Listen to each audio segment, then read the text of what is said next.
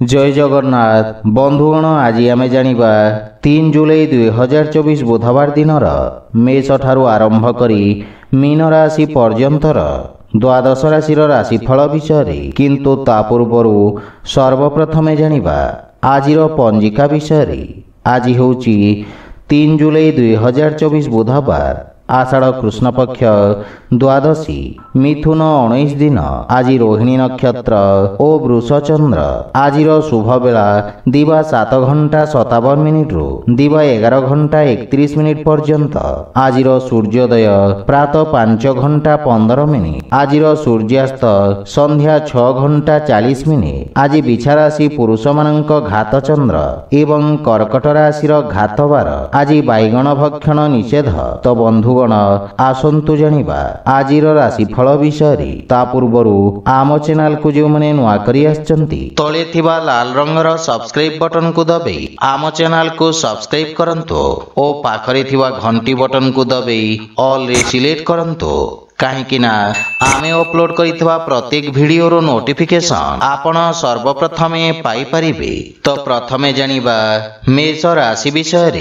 चंद्रदेवंक आपणक द्वितीय भाव रे गोचर आपणक कलात्मक तथा रचनात्मक पक्ष को प्रकाशित करिब। आपणक प्रतिभा को समाज रे परिचय और प्रसिद्धि मिलिब।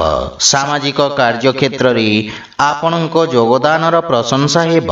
आपणक व्यक्तित्वर चारिपार्श्व रे चर्चा हेब। पारिवारिक जीवन रे परिवार पूर्ण सहयोग मिलिब तथा पितांक मार्गदर्शन रु आपणक कार्य क्षेत्र रे सफलता तथा प्रसिद्धि अर्जन करिबे। पारिवारिक सदस्यंक सहित उत्तम समय अतिबाहित करिबे एवं कोनोसी कार्य रे आवश्यकता थिले यात्रा करंतु अन्यथा यात्रा करिबा उचित नुहे। आर्थिक स्थिति क्षेत्र रे समय उत्तम अनुकूल रहिब एवं मध्यम अवधिर निवेश लाभदायक साब्यस्त हेब। स्वास्थ्य अवस्था को नहीं असावधानता आपणक चिंतार कारण हेब। पूर्वरु देखा दउथवा दूरत्वर अंत घटिब एवं आर्थिक स्थिति क्षेत्र रे सुधार आसिब। पारिवारिक संपत्ति रे मध्य वृद्धि घटिब किंतु कार्य व्यस्तता कारण किछि शारीरिक थकापन अनुभव करिबे। सेतिपई खाद्यपेय प्रति विशेष ध्यान रखंतु। आज आपण ओम श्री महालक्ष्मी नमः मंत्र जप करंतु शुभ फल पाइबे। वृष राशि आपणक राशि स्थान चंद्रदेवंक गोचर कारण पूर्वरु देखा दउथवा समस्यार समाधान हेब एवं आपणक आत्मविश्वास बढ़िबा कारण आपणक व्यक्तित्व रे चमक आसिब। आपणक स्वभाव रे क्रोध रे हानि घटिब एवं चिंतारू मुक्ति मिलिब। व्यावसायिक तथा व्यापार क्षेत्र रे सुधार हेबा कारण मन प्रसन्न रहिब। आपण निज कार्य क्षेत्र रे किछि नुआ परिवर्तन करिवे जहा भविष्यत रे आपणको सकारात्मक परिणाम प्रदान करिब। पारिवारिक जीवन रे जीवन साथी आपणक व्यक्तित्व रे आसीथिबा परिवर्तन रो प्रभावित हेबे। संतान पक्षरु कोनोसी प्रकार शुभ समाचार आपणक चिंता को कम करिब। पितांक सहयोग आपणक अटकी थिबा कार्य रे प्रगति आसीब। परिवारर वरिष्ठ सदस्यंक स्वास्थ्य अवस्थार विषय ध्यान रखंतु एवं माता पितांक सेवा करंतु। आर्थिक स्थिति क्षेत्र रे जदि कोनोसी निवेश करिबा को चाहुछंती ताहेले पितांक परामर्श अवश्य नियंतु। परिवारर अनावश्यक खर्च रे नियंत्रण लागि रहिब किंतु दिनचर्या प्रभावित हेबा कारणरू कार्य रे बाधा विघ्न देखा दे पारे। सेथिपई स्वास्थ्य प्रति सचेत रहंतु। आज आपण गोपाल सहस्र नामर पाठ करंतु शुभ फल पाइबे। मिथुन राशि आपणक द्वादश भाव रे चंद्रदेवंक गोचर व्यवसाय रे किछि हानिर जोग उत्पन्न करि पारे। कार्य क्षेत्र रे किछि अप्रिय स्थिति उत्पन्न होई पारे। एही समय आपणको निज लंबित कार्य को पूरण करिवार अवसर प्रदान करिब। सेथिपई कोनोसी नुआ कार्य ହାତକୁ ନିଅନ୍ତୁ ନାହିଁ। ଅସୁରକ୍ଷିତ କାର୍ଯ୍ୟରେ କ୍ଷତିର ସମ୍ଭାବନା ରହିଛି।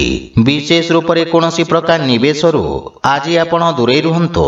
ରୋଜଗାର କ୍ଷେତ୍ରରେ କୌଣସି ପରିବର୍ତ୍ତନ ପାଇଁ ମଧ୍ୟ ସମୟ ଶୁଭ ନୁହେଁ ଏବଂ ପାରିବାରିକ ଜୀବନରେ ସ୍ଥିତି ସାମାନ୍ୟ ସଂଘର୍ଷପୂର୍ଣ୍ଣ ରହିବ।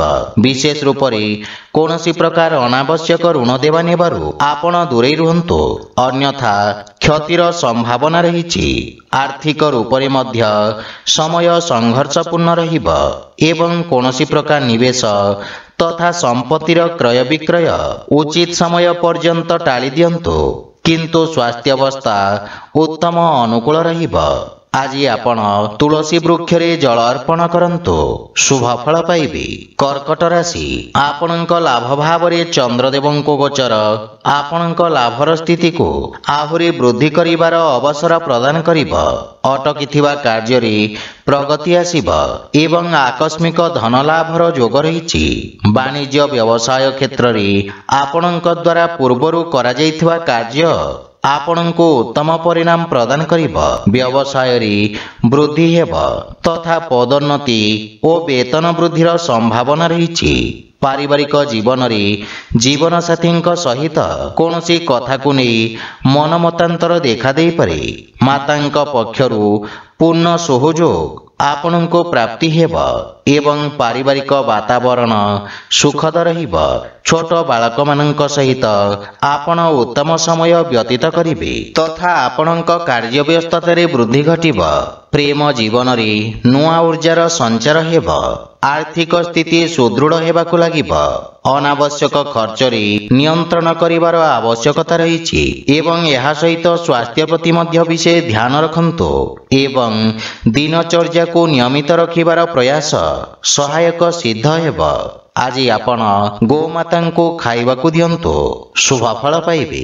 ସିଂହ ରାଶି, ଆଜି ଆପଣଙ୍କ କାର୍ଯ୍ୟକ୍ଷେତ୍ରରେ ନୂଆ ଯୋଜନାରେ ପ୍ରଗତି ହେବ। ବ୍ୟବସାୟୀ ମାନଙ୍କ ପାଇଁ ରୋଜଗାରର ନୂଆ ଉତ୍ତମ ଅବସର ପ୍ରାପ୍ତି ହେବ। ଉଚ୍ଚ ଅଧିକାରୀଙ୍କ ପୂର୍ଣ୍ଣ ସହଯୋଗ ମିଳିବ ଏବଂ ରାଜକୀୟ ପକ୍ଷରେ ଯୋଡ଼ି ହୋଇଥିବା ବ୍ୟକ୍ତିଙ୍କୁ ଆର୍ଥିକ ଲାଭ ମିଳିବ। ନୂଆ ବ୍ୟବସାୟର ପ୍ରାରମ୍ଭ କରିବା ପାଇଁ ସମୟ ଅତ୍ୟନ୍ତ ଶୁଭ ରହିବ ଏବଂ ଲାଭର ସ୍ଥିତି ଉତ୍ତମ ଅନୁକୂଳ ରହିଛି। ଆପଣଙ୍କ ନୂଆ ବିଚାର ତଥା କ୍ରାନ୍ତିକାରୀ ଭାବନା କାର୍ଯ୍ୟକ୍ଷେତ୍ରରେ ଉତ୍ତମ ପରିଣାମ ପ୍ରଦାନ କରିବ। ପାରିବାରିକ ଜୀବନରେ ପିତାଙ୍କ ସମ୍ପର୍କରେ ସୁଧାର ଆସିବ ଏବଂ ପରିବାରରେ ହସ ଖୁସିର ବାତାବରଣ ଲାଗି ରହିବ। ସନ୍ତାନ ଆପଣଙ୍କ ମାର୍ଗଦର୍ଶନର ଅନୁସରଣ କରିବେ ଏବଂ ଆପଣ ଜୀବନସାଥୀଙ୍କ ଭାବନାକୁ ସମ୍ମାନ କରିବେ। ସେଥିପାଇଁ ପ୍ରେମରେ ମଧୁରତାର ଭାବ ରହିବ। ଆର୍ଥିକ ସ୍ଥିତିରେ ଆୟର ନୂଆ ସ୍ରୋତର ନିର୍ମାଣ ହେବ। ଆର୍ଥିକ ସ୍ଥିତି ପୂର୍ବ ଅପେକ୍ଷା ସୁଦୃଢ଼ ହେବାକୁ ଲାଗିବ ଏବଂ ସ୍ୱାସ୍ଥ୍ୟାବସ୍ଥା ଉତ୍ତମ ଅନୁକୂଳ ରହିଛି। କିନ୍ତୁ ଶ୍ୱାସ ସମ୍ବନ୍ଧିତ ରୋଗୀ ସ୍ୱାସ୍ଥ୍ୟାବସ୍ଥାର ବିଶେଷ ଧ୍ୟାନ ରଖନ୍ତୁ।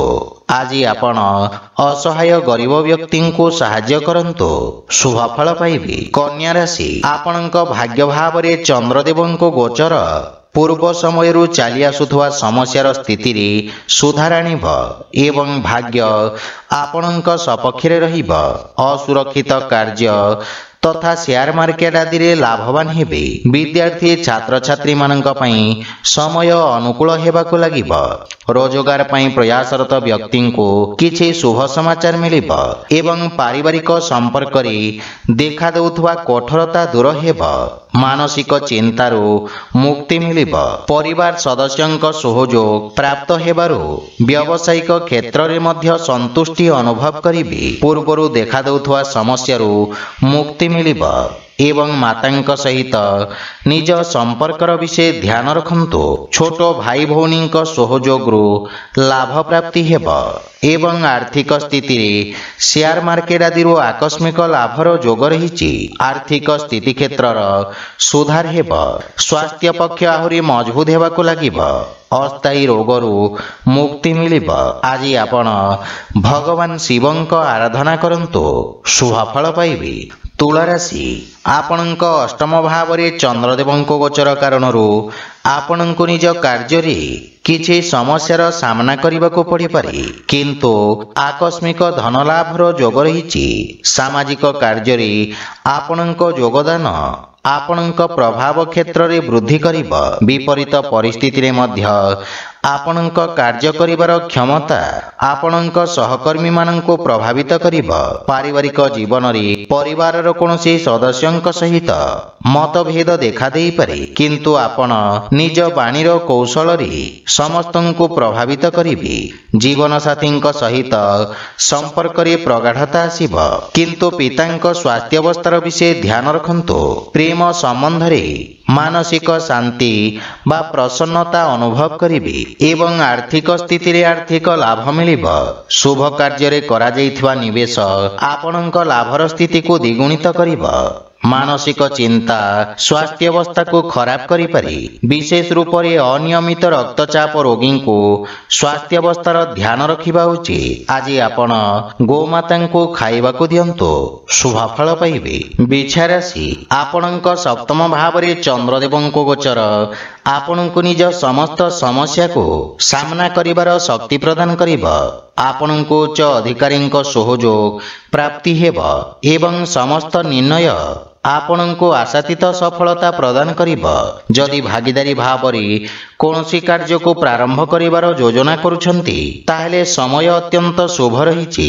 ବିଦ୍ୟାର୍ଥୀ ଛାତ୍ରଛାତ୍ରୀମାନଙ୍କୁ କିଛି ନୂଆ ଶିଖିବାର ଅବସର ମିଳିବ ଏବଂ ପାରିବାରିକ ଜୀବନରେ ଯେକୌଣସି ନୂଆ କାର୍ଯ୍ୟ ମାତା ପିତାଙ୍କ ଆଶୀର୍ବାଦ ନେଇକି କରନ୍ତୁ, ସଫଳତା ପାଇପାରିବେ। ସନ୍ତାନଙ୍କ ସ୍ୱାସ୍ଥ୍ୟ ତଥା ଭବିଷ୍ୟତ ସମ୍ବନ୍ଧିତ ଚିନ୍ତା ଆପଣଙ୍କୁ ବ୍ୟଥିତ କରିବ। ଜୀବନସାଥୀଙ୍କ ସହିତ ସମ୍ପର୍କରେ ମଧୁରତା ଆସିବ ଏବଂ ପରସ୍ପରର ଭୁଲ ବୁଝାମଣା ଦୂର ହେବାକୁ ଲାଗିବ। ପ୍ରେମ ଜୀବନରେ ଏକ ନୂଆ ଜୀବନର ପ୍ରାରମ୍ଭ ହେବ। ଆର୍ଥିକ ସ୍ଥିତି ସୁଦୃଢ଼ ହେବା ସହିତ ଆଂଶିକ ଲାଭ ମଧ୍ୟ ମିଳିବ। ରାଜକୀୟ କାର୍ଯ୍ୟରେ ସଫଳତା ପ୍ରାପ୍ତ କରିବେ ଏବଂ ପେଟ ସମ୍ବନ୍ଧିତ ରୋଗରୁ ମୁକ୍ତି ମିଳିବ, କିନ୍ତୁ ସ୍ୱାସ୍ଥ୍ୟାବସ୍ଥାର ବିଷୟ ଧ୍ୟାନ ରଖନ୍ତୁ। ଆଜି ଆପଣ ଭଗବାନ ବିଷ୍ଣୁଙ୍କୁ ତୁଳସୀ ଦଳ ଅର୍ପଣ କରନ୍ତୁ, ଶୁଭଫଳ ପାଇବେ। ଧନୁରାଶି, ଚନ୍ଦ୍ରଦେବଙ୍କ ଆପଣଙ୍କ ଷଷ୍ଠ ଭାବରେ ଗୋଚର ଆପଣଙ୍କ ଖର୍ଚ୍ଚରେ ବୃଦ୍ଧି ଘଟାଇବ। ଆପଣ ନିଜ ବୁଦ୍ଧିବଳ ଓ କୌଶଳରେ ନିଜ ସମସ୍ତ ଲକ୍ଷ୍ୟକୁ ପ୍ରାପ୍ତ କରିବେ। ଆପଣଙ୍କ କିଛି ଗୁପ୍ତ ଶତ୍ରୁ ଆପଣଙ୍କ ଛବିକୁ ଖରାପ କରିବାର ପ୍ରୟାସ କରିବେ। ନୂଆ ଲୋକଙ୍କ ସହିତ ଦେଖା ସାକ୍ଷାତ ହେବ ଏବଂ କ୍ୟାରିୟରରେ ଉତ୍ତମ ଉନ୍ନତିର ଯୋଗ ରହିଛି। କୌଣସି ପ୍ରକାର ନୂଆ କାର୍ଯ୍ୟରେ ଆପଣ ମନ ବଳେଇବେ। କାର୍ଯ୍ୟକ୍ଷେତ୍ରର ସ୍ଥିତିରେ ସୁଧାର ଆସିବ ଏବଂ ସହଯୋଗୀଙ୍କ ପରାମର୍ଶ ଲାଭଦାୟକ ସାବ୍ୟସ୍ତ ହେବ। ପାରିବାରିକ ଜୀବନରେ ପରିବାର ସଦସ୍ୟଙ୍କ ପୂର୍ଣ୍ଣ ସହଯୋଗ ମିଳିବ ଏବଂ ମାର୍ଗଦର୍ଶନ ପ୍ରାପ୍ତି ହେବ। ପରିବାର ସଦସ୍ୟଙ୍କ ସ୍ୱାସ୍ଥ୍ୟାବସ୍ଥାର ବିଷୟ ଧ୍ୟାନ ରଖନ୍ତୁ। ପ୍ରେମ ଜୀବନରେ ବାଣୀର କଠୋରତା କାରଣରୁ ସମ୍ବନ୍ଧରେ ଫାଟ ସୃଷ୍ଟି ହୋଇପାରେ। ସେଥିପାଇଁ ଅନାବଶ୍ୟକ ଯୁକ୍ତିତର୍କ ଓ ବାଦ ବିବାଦରୁ ଆପଣ ଦୂରେଇ ରୁହନ୍ତୁ। ଆର୍ଥିକ ସ୍ଥିତି କ୍ଷେତ୍ରରେ ବନ୍ଧୁମିତ୍ର ବା ସମ୍ପର୍କୀୟଙ୍କ ଠାରୁ ଆର୍ଥିକ ସହଯୋଗ ମିଳିବାର ସମ୍ଭାବନା ରହିଛି। ଆଜି ଆପଣ ପକ୍ଷୀଙ୍କୁ ଦାନା ଖାଇବାକୁ ଦିଅନ୍ତୁ, ଶୁଭଫଳ ପାଇବେ। ମକର ରାଶି, ଆପଣଙ୍କ ରାଶି ସ୍ଥାନରୁ ପଞ୍ଚମ ଭାବରେ ଚନ୍ଦ୍ରଦେବଙ୍କ ଗୋଚର ଆପଣଙ୍କ ରଚନାତ୍ମକ କ୍ଷମତାର ବୃଦ୍ଧି ଘଟାଇବ। ସଙ୍ଗୀତ ଓ ସାହିତ୍ୟ କ୍ଷେତ୍ର ଜଡ଼ିତ ବ୍ୟକ୍ତିଙ୍କୁ ନୂଆ ଅବସର ପ୍ରାପ୍ତି ହେବ। ବ୍ୟବସାୟରେ ସହଯୋଗୀଙ୍କ ଦ୍ୱାରା ଲାଭର ସ୍ଥିତିରେ ବୃଦ୍ଧି ଘଟିବ। କାର୍ଯ୍ୟକ୍ଷେତ୍ରର ବିସ୍ତାର ହେବାର ଯୋଗ ରହିଛି ଏବଂ ବିଦ୍ୟାର୍ଥୀ ଛାତ୍ରଛାତ୍ରୀମାନଙ୍କ ପାଇଁ ମଧ୍ୟ ସମୟ ଉତ୍ତମ ପରିଣାମ ପ୍ରଦାନକାରୀ ରହିବ। ଆପଣ ନିଜର ସମସ୍ତ ଲକ୍ଷ୍ୟକୁ ପୂରଣ କରି ମାତାପିତା ଓ ଗୁରୁଜନଙ୍କୁ ଗୌରବାନ୍ୱିତ କରିବେ। ପାରିବାରିକ ଜୀବନରେ ପରିବାରରେ ହସ ଖୁସି ଓ ସୁଖ ଶାନ୍ତିର ବାତାବରଣ ଲାଗି ରହିବ। ମାତାଙ୍କ ସହିତ ଥିବା ମନମତାନ୍ତର ଦୂର ହେବ ଏବଂ ସନ୍ତାନଙ୍କ ଉନ୍ନତିରେ ଆପଣ ବିଶେଷ ଆନନ୍ଦ ଅନୁଭବ କରିବେ ତଥା ସନ୍ତାନ ଆପଣଙ୍କ ଆଜ୍ଞାର ପାଳନ କରିବେ। ଭାଇ ଭଉଣୀଙ୍କ ସହଯୋଗରୁ ଆପଣ ସମସ୍ତ କାର୍ଯ୍ୟରେ ସଫଳତା ଅର୍ଜନ କରିବେ। ଆର୍ଥିକ ସ୍ଥିତି ମଧ୍ୟମ ଧରଣର ରହିବ। ବ୍ୟାପାର ବାଣିଜ୍ୟ କ୍ଷେତ୍ରରେ ଆଶାତୀତ ପରିଣାମ ପାଇବା ପାଇଁ ଅଧିକ ପ୍ରୟତ୍ନ କରିବାର ଆବଶ୍ୟକତା ରହିଛି। ସ୍ୱାସ୍ଥ୍ୟାବସ୍ଥାରେ ସୁଧାର ଆସିବ ଏବଂ ଅଧିକ କାର୍ଯ୍ୟବ୍ୟସ୍ତତା କାରଣରୁ କିଛି ଥକାପଣ ଅନୁଭବ କରିବେ। ଆଜି ଆପଣ ଶ୍ରୀ ଜଗନ୍ନାଥଙ୍କ ପୂଜାର୍ଚ୍ଚନା କରନ୍ତୁ, ଶୁଭ ଫଳ ପାଇବେ। କୁମ୍ଭ ରାଶି, ଆପଣଙ୍କ ରାଶିରୁ ଚତୁର୍ଥ ଭାବରେ ଚନ୍ଦ୍ରଦେବଙ୍କ ଗୋଚର ଆପଣଙ୍କ ବ୍ୟବସାୟରେ କିଛି ଉଚ୍ଚନୀଚର ସ୍ଥିତି ଉତ୍ପନ୍ନ କରିବ। ଲାଭ ପାଇବା ପାଇଁ ସମୟର ଅପେକ୍ଷା କରିବାକୁ ପଡ଼ିବ ଏବଂ ଆଶାତୀତ ପରିଣାମ ନ ପାଇବାରୁ ମାନସିକ ଚିନ୍ତା ଲାଗି ରହିବ। ଆପଣଙ୍କ ବ୍ୟବସାୟର ବିସ୍ତାର ବିଶେଷଜ୍ଞଙ୍କ ପରାମର୍ଶ ଅନୁଯାୟୀ କରନ୍ତୁ। କୌଣସି ପ୍ରକାର ଅସୁରକ୍ଷିତ କାର୍ଯ୍ୟ କରିବା ପୂର୍ବରୁ ଭଲ ଭାବରେ ବୁଝାପଣା କରିନିଅନ୍ତୁ। ପାରିବାରିକ ଜୀବନରେ ଅନାବଶ୍ୟକ ଖର୍ଚ୍ଚକୁ ନେଇ ସମସ୍ୟା ଦେଖାଦେଇପାରେ। ବୈବାହିକ ଜୀବନରେ ଜୀବନ ସାଥୀଙ୍କ ସହିତ ଭୁଲ ବୁଝାପଣାକୁ ନେଇ ମନମତାନ୍ତର ଦେଖାଦେଇପାରେ। ଧୈର୍ଯ୍ୟ ସହିତ ଜୀବନ ସାଥୀଙ୍କ ସହିତ କଥାବାର୍ତ୍ତା କରନ୍ତୁ ଏବଂ କୌଣସି ପ୍ରକାର ଅନାବଶ୍ୟକ ବାଦବିବାଦରୁ ଆପଣ ଦୂରେଇ ରୁହନ୍ତୁ। କିନ୍ତୁ ପ୍ରେମ ଜୀବନରେ ନୂଆ ସମ୍ପର୍କ ଯୋଡ଼ି ହେବ। ଆର୍ଥିକ ସ୍ଥିତି ମଧ୍ୟମ ରହିବ, କିନ୍ତୁ ଉଧାରି ଦେବା ନେବା ବା ଋଣ ଭାରରୁ ଦୂରେଇ ରୁହନ୍ତୁ ଏବଂ ଭବିଷ୍ୟତକୁ ଗଠନ କରିବା ପାଇଁ କାର୍ଯ୍ୟ କରିବାର ଆବଶ୍ୟକତା ରହିଛି। ମାନସିକ ଚିନ୍ତାରୁ ମୁକ୍ତି ପାଇବା ପାଇଁ ଯୋଗାଭ୍ୟାସ ବା ପ୍ରାଣାୟାମର ଅଭ୍ୟାସ କରନ୍ତୁ। ଆଜି ଆପଣ ହନୁମାନ ଚାଳିଶାର ପାଠ କରନ୍ତୁ, ଶୁଭ ଫଳ ପାଇବେ। ମୀନ ରାଶି, ଆପଣଙ୍କ ତୃତୀୟ ଭାବରେ ଚନ୍ଦ୍ରଦେବଙ୍କ ଗୋଚର ଆପଣଙ୍କ ଯଶ ଓ ମାନ ସମ୍ମାନରେ ବୃଦ୍ଧି କରିବ ଏବଂ ଆପଣ ସାମାଜିକ କଲ୍ୟାଣକାରୀ କାର୍ଯ୍ୟରେ ପ୍ରସନ୍ନତା ସହିତ ସହଯୋଗ କରିବେ। ଲୋକେ ଆପଣଙ୍କ କାର୍ଯ୍ୟକୁ ଓ ଆପଣଙ୍କୁ ପ୍ରଶଂସା କରିବେ। ଆଜି ଆପଣଙ୍କୁ ସଞ୍ଚାର ମାଧ୍ୟମରେ ଲାଭ ପ୍ରାପ୍ତି ହେବ। ପାରିବାରିକ ଜୀବନରେ ପରିବାର ସଦସ୍ୟଙ୍କ ପୂର୍ଣ୍ଣ ସହଯୋଗ ମିଳିବ ଏବଂ ଜୀବନସାଥୀଙ୍କ ସମ୍ପର୍କରେ ପ୍ରଗାଢ଼ତା ଆସିବ। ପରସ୍ପର ମଧ୍ୟରେ ସହଯୋଗ ଓ ଉତ୍ତମ ବୁଝାମଣାର ଭାବନା ଉତ୍ପନ୍ନ ହେବ। ପିତାଙ୍କ ମାର୍ଗଦର୍ଶନ ଓ ସହଯୋଗ ପ୍ରାପ୍ତି ହେବ। ଆର୍ଥିକ ସ୍ଥିତି ଆହୁରି ସୁଦୃଢ଼ ହେବାକୁ ଲାଗିବ। ଏହା ସହିତ ଆପଣଙ୍କ ଆର୍ଥିକ ମହତ୍ୱାକାଂକ୍ଷାର ପୂର୍ତ୍ତି ହେବ, କିନ୍ତୁ ଅନାବଶ୍ୟକ ଖର୍ଚ୍ଚରେ ସାବଧାନ ରହିବାର ଆବଶ୍ୟକତା ରହିଛି। ପରିବାରର ସମସ୍ତ ସଦସ୍ୟଙ୍କ ସ୍ୱାସ୍ଥ୍ୟାବସ୍ଥାରେ ସୁଧାର ହେବ, ସେଥିପାଇଁ ସ୍ୱାସ୍ଥ୍ୟ ସମ୍ବନ୍ଧିତ ନିୟମର ପୂର୍ଣ୍ଣ ପାଳନ କରନ୍ତୁ ଏବଂ ଦୈନିକ ଦିନଚର୍ଯ୍ୟାକୁ ବ୍ୟବସ୍ଥିତ ରଖନ୍ତୁ। ଆଜି ଆପଣ ଗୋମାତାଙ୍କୁ ଦାନା ଖାଇବାକୁ ଦିଅନ୍ତୁ, ଶୁଭ ଫଳ ପାଇବେ। ତ ବନ୍ଧୁଗଣ, ଏହା ଥିଲା ଆଜିର ରାଶିଫଳ ବିଷୟରେ। ଯଦି ଭିଡ଼ିଓଟି ଆପଣମାନଙ୍କୁ ଭଲ ଲାଗିଥାଏ, ଲାଇକ୍, ସେୟାର ଓ କମେଣ୍ଟ କରି ଜଣାନ୍ତୁ ଏବଂ ଆମ ଚ୍ୟାନେଲକୁ ସବସ୍କ୍ରାଇବ୍ କରନ୍ତୁ। ଜୟ ଜଗନ୍ନାଥ।